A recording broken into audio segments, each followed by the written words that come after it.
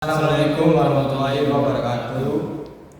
Jadi di sini kami berdua, perkenalkan dulu ya, nama saya Faisal Sari Bustam. Saya Daniel Jayadi. Nah, di sini kami akan melakukan penjelasan praktikum topologi jaringan pada siswa paket tracer.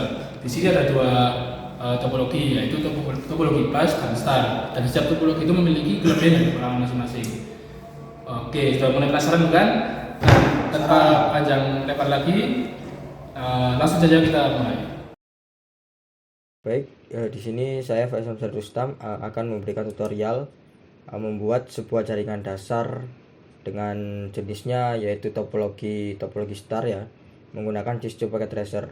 Nah, di sini penjelasan sedikit ya mengenai topologi star. Topologi star itu merupakan sebuah jenis jaringan di mana semua end device-nya akan terhubung ke salah satu pusat.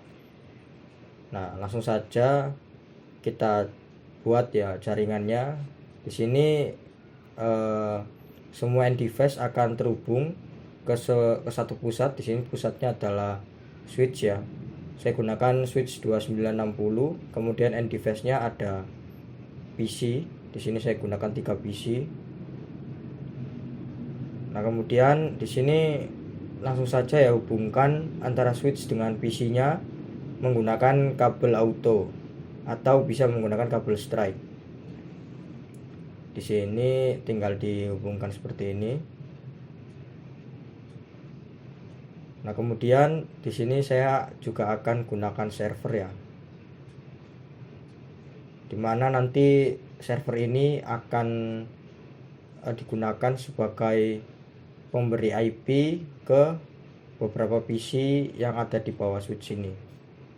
Jadi ketiga PC ini akan menggunakan IP secara DHCP. Nah, di sini yang pertama saya akan konfigurasi IP-nya terlebih dahulu. Pastikan dalam konfigurasi IP ini kita menggunakan IP yang satu jaringan ya. Jadi sebelumnya yaitu 192.168.2.2. Selanjutnya di sini harus 192.168.2.3. Jadi harus sama ya. Hanya yang terakhirnya saja dibedakan. Seperti ini. Nah, di sini subnet max-nya menggunakan 255.255.255.0 ya, atau menggunakan kelas C atau /24. Nah, kemudian servernya di sini saya konfigurasi juga satu jaringan dengan yang lainnya. Nah, kemudian sebenarnya jaringan topologi star ini sudah selesai ya dibuat, dan kita coba untuk melakukan pengetesan apakah antara end device ini terhubung semua. Nah, di sini hasilnya successful ya. Itu berarti PC 0 ke PC 2 sudah bisa berkomunikasi. Kemudian kita tes ke PC-PC yang lainnya. Nah, di sini semuanya sudah sukses untuk PC-nya. Kemudian kita coba dari server. Sini juga sukses. Nah, di sini yang terakhir juga sukses ya. Ini tandanya konfigurasi IP-nya sudah benar. Nah, kemudian kita coba ya untuk memberikan IP ke end device ya, atau ke PC-nya itu menggunakan DHCP. Di sini untuk mengaktifkan DHCP kita masuk ke menu service pada server, kemudian klik on di sini di menu DHCP ya. Nah, di sini DHCP-nya sudah terbuat ya. Jadi kita langsung saja masuk ke PC-nya. Pada IP configuration kita aktifkan DHCP dan dia akan mendapatkan IP secara DHCP seperti ini. Lakukan langkah ini ke PC-PC yang lain ya. Dan yang terakhir ini kita juga DHCP kan. Nah, lalu kita coba tes ya apakah berhasil konfigurasi kita. Nah, di sini sudah berhasil ya. Baik secara menggunakan IP statik maupun DHCP di sini sudah berhasil.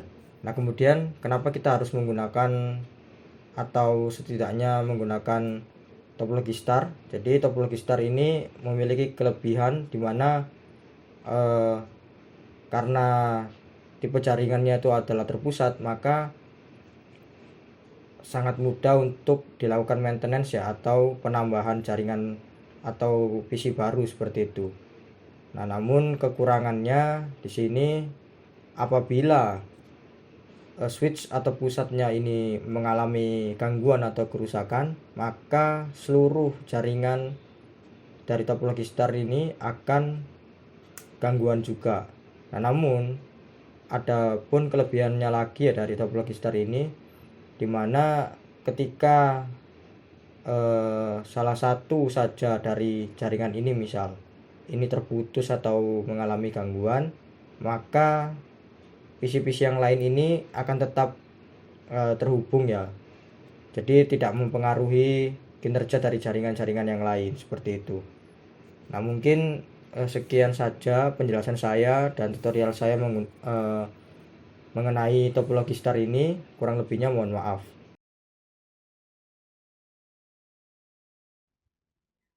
Baik, perkenalkan nama saya Nathan Jayadi. Saya akan menjelaskan mengenai topologi bus. Nah, jadi topologi ini ada satu server yang berfungsi sebagai pusat untuk menghubungkan data dan lainnya. Kemudian ada beberapa switch yang berguna untuk menghubungkan komputer kepada jalur server. Langsung saja kita mulai simulasi pengiriman data. Nah, bisa dilihat pada bar di sini ada tulisan successful dari server ke komputer, dan sebaliknya dari komputer ke server juga akan successful, dan dari komputer ke komputer juga akan berhasil. Nah, hal ini terjadi karena semua jaringan terhubung satu sama lain, dan jika kita simulasikan akan seperti ini. Nah, jadi server dan komputer ini dikonfigurasi secara DHCP untuk mendapatkan IP secara otomatis. Nah, nantinya IP otomatis ini akan menyesuaikan lagi secara fleksibel, baik itu akan penambahan komputer atau jenisnya. Nah, topologi bus sendiri ini memiliki beberapa kekurangan dan kelebihan. Yang pertama adalah kelebihannya dulu. Nah, untuk kelebihannya mungkin bagi beberapa orang topologi ini tergolong cukup sederhana karena meski memerlukan beberapa perangkat yang bisa dibilang sangat banyak, tapi topologi ini memiliki backbone atau jalur utama yang mudah untuk dipahami. Nah, kemudian kekurangannya ini adalah seperti yang kita tahu memerlukan banyak perangkat seperti switch ini ada 6. Kemudian jika salah satu jaringan yang putus, ya yang lainnya juga akan putus. Misalnya yang sini putus. Nah, jadi ya komputer terakhir ini nggak bisa mengakses ke depan maupun ke server. Nah, kalau misalnya yang putus ada di tengah sini atau di depan, maka semuanya nggak bisa berkoneksi, hanya antar komputer saja. Jadi servernya tidak bisa terhubung. Nah, jadi seperti itu. Bisa dilihat statusnya sukses, akan saya cepatkan. Nah, statusnya sudah sukses semua.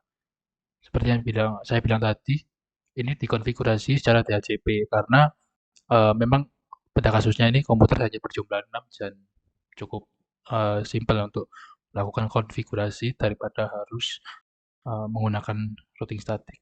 Sekian penjelasan dari saya, kurang lebihnya mohon maaf dan sampai jumpa.